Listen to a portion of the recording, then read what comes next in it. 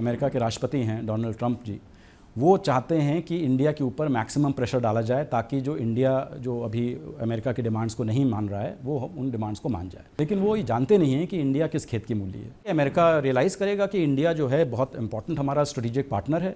विकास जी, बहुत बहुत धन्यवाद हमसे बात करने के लिए। मैं सीधा सवाल पे आता हूँ। टैरिफ को लेकर भारत और अमेरिका के बीच में एक बहुत तनाव चल रहा है। इस तनाव को आप कम होता देख रहे हैं या बढ़ता देख रहे हैं? देखिए, ये तनाव इसलिए आया है क्योंकि जो अमेरिका के राष्ट्रपति हैं डोनाल्ड ट्रंप जी, वो चाहते हैं कि इंडिया के ऊपर मैक्सिमम प्रेशर डाला जाए ताकि जो इंडिया जो अभी अमेरिका के डिमांड्स को नहीं मान रहा है वो उन डिमांड्स को मान जाए। लेकिन वो ये जानते नहीं हैं कि इंडिया किस खेत की मूली है।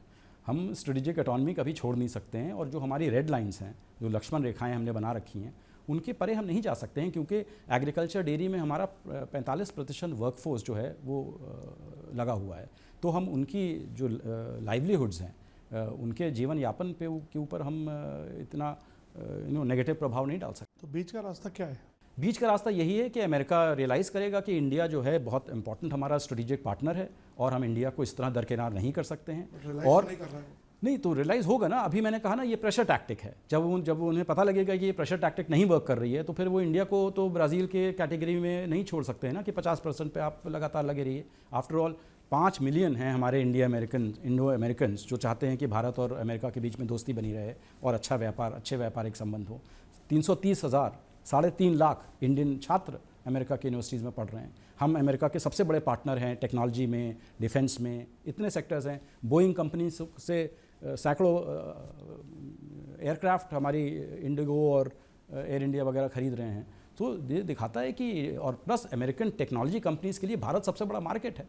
तो अमेरिका कैसे ये सोच सकता है कि हम भारत को कम्प्लीटली छोड़ देंगे? पाकिस्तान के इतना करीब क्यों आ रहे हैं? पाकिस्तान के करीब 2 बार अब चले गए वहाँ। वो पाकिस्तान के करीब इसलिए आ रहे हैं क्योंकि पाकिस्तान ने उन्हें कुछ प्रलोभन दिए हुए हैं कि हम ये क्रिप्टो करेंसी में हम लोग कुछ पार्टनरिंग कर सकते हैं। हमारे जो रेयर अर्थ्स वगैरह कुछ मिनरल्स हैं, सप्लाई हैं, उसमें हम अमेरिकन कंपनीज़ का योगदान कर बढ़ा सकते हैं। और प्लस पाकिस्तान ने ये क्लेम कर लिया है कि उनके पास बहुत बड़े ऑयल रिजर्व्स हैं और उन ऑयल रिजर्व्स को डेवलप करने के लिए वो अमेरिकन कंपनीज़ का सहयोग लेंगे।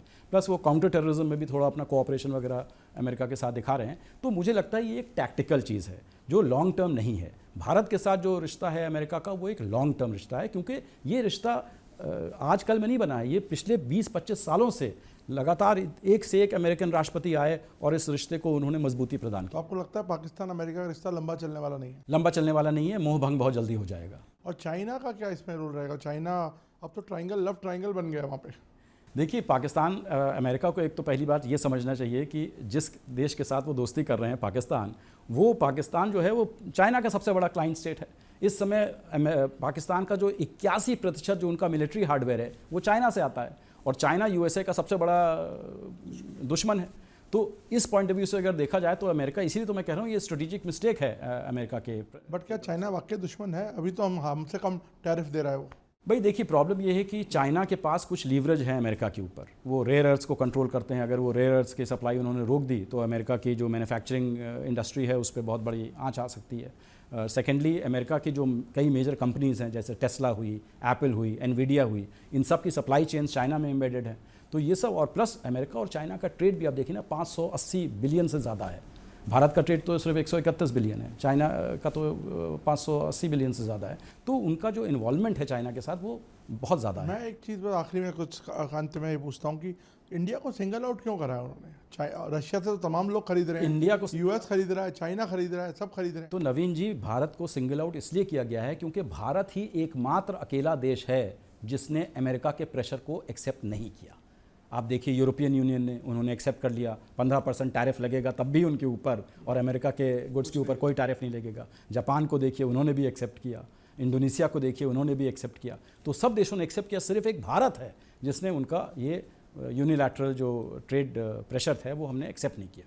तो क्योंकि जब हमने एक्सेप्ट नहीं किया तो वो और प्रेशर हमारे ऊपर डाल रहे हैं कि किसी तरह से हम बेंड हो जाएं, लेकिन हम भारत बेंड होने वाला नहीं। क्या ये नोबेल पीस प्राइज़ को लेके ह्यू एंड क्राई है? क्या ये लगता है कि इंडिया ने बोला नहीं कि इन्होंने सीज़फायर कराई, इसलिए नहीं, वो नाराज हैं। इसमें कोई शक नहीं कि उनकी नाराज़गी है, क्योंकि अब वो 30 बार कह चुके हैं कि उनकी वजह से ये भारत और पाकिस्तान के बीच में युद्ध विराम हुआ है। हमने साफ कह दिया है कि जो युद्ध विराम हुआ है वो पाकिस्तान के DGMO से पहल हुई थी, हमने उसको रेसिप्रोकेट किया, इसलिए युद्ध विराम हुआ है। और पाकिस्तान ने तो डोनाल्ड ट्रंप को नोबेल पीस प्राइज़ के लिए भी नॉमिनेट कर दिया है। तो इसमें कोई शक नहीं कि इस समय उनका रुझान पाकिस्तान की तरफ ज़्यादा होगा। सर, दुनिया के तमाम अर्थशास्त्री ये सोचने में लग गए हैं कि अमेरिका ने भारत को डेड इकॉनमी बता दिया और पाकिस्तान को साथ डील कर रहे हैं, तो इसका क्या रैशनल है? इसका कोई रैशनल है या नहीं है? कोई रैशनल नहीं है। जिसको डेड इकॉनमी कहा है वो, अगर आप IMF का लेटेस्ट एस्टिमेट देखिए, इस समय विश्व की सबसे fastest growing major economy Bharat है, जिसका 6.2 से 6.5% तक का ग्रोथ रेट होगा। चाइना का भी ग्रोथ रेट जो है उससे कम होगा। तो Bharat is the fastest growing major economy in the world, उसको आप डेड इकॉनमी कह रहे हैं, ये कहाँ तक तर्कसंगत है? थैंक यू सर, आपने बात की हम लोगों से, बहुत बहुत धन्यवाद। बहुत बहुत धन्यवाद।